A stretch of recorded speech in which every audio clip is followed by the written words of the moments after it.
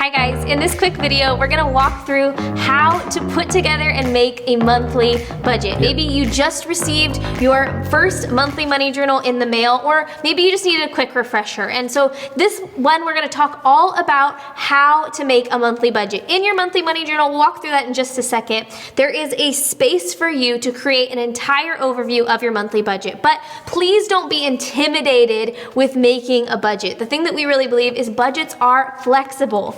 And while we think that you should stick to your budget that you create at the beginning of the month through that month, there's no reason that you can't change that budget from month to month until you find something that really works for you. I know even for us, we change our budget all the time. Different things in life change, and your budget needs to be flexible with that as well.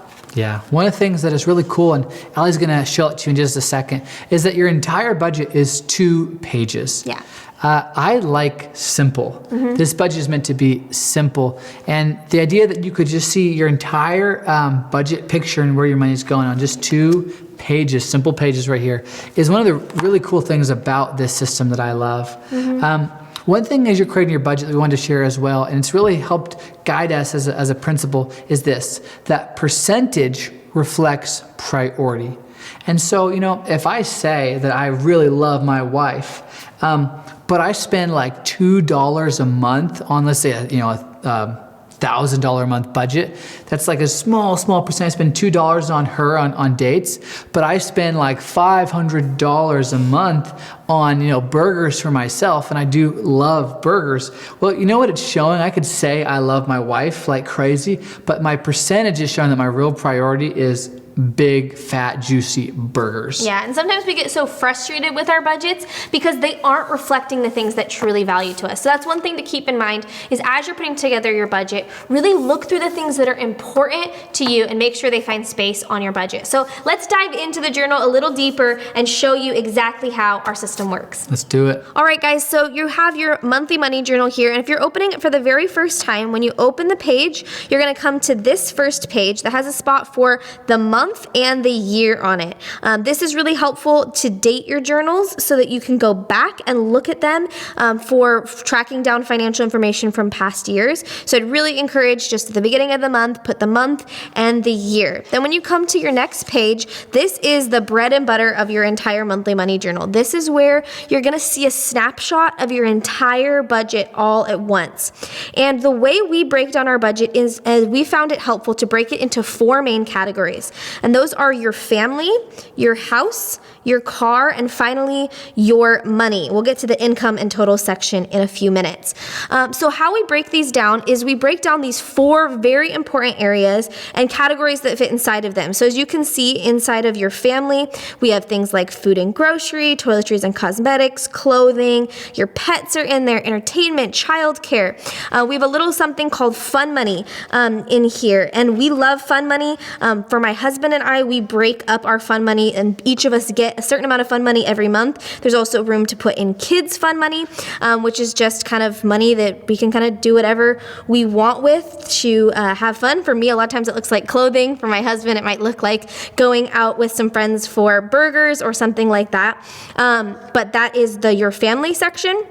Next is your house. So this is for our mortgage, rent, fees, home furnishings, landscaping, a whole section for utilities. We have a few of the most common utilities built in for you. And then there's also 3 spaces for any additional utilities that do not fit inside of there. So you can fill those in yourself right in this section here. Then you have your car. So these are some typical things for car: fuel and oil, public transit and tolls, repairs, parking. If you have any recreational vehicles like motorcycles, there is a place for that as well. And then finally, we have your money section. So there's an area for charitable giving and generosity, an insurance section with some of the most common insurances, followed by some places for some custom insurances you may have, a place for debt repayment. So if there are some different things that you're working to get out of debt on, you can list, they are blank, so you can list each debt individually and how much per month you're paying towards that debt. And then an entire savings category as well. And we've listed, again, some of the most popular things to save towards, as well as the place for investments. And then there's plenty of other custom sections in your savings as well. As you'll also notice, every single category has a custom section inside of it. Why we find this important is so you can keep things inside of their individual categories. But if there's something custom that you have that we didn't include on here, you can put that in each of your custom categories. So there is lots of lines, lots of space in every single category. So how this works is for every single thing that is on your budget, right next to it, you're going to write the amount of money that you are budgeting towards that for the entirety of the month. So that's going to go next to every single category throughout your entire budget, and then include custom categories within their appropriate of our big core 4 here. And then finally, we have our income and total section.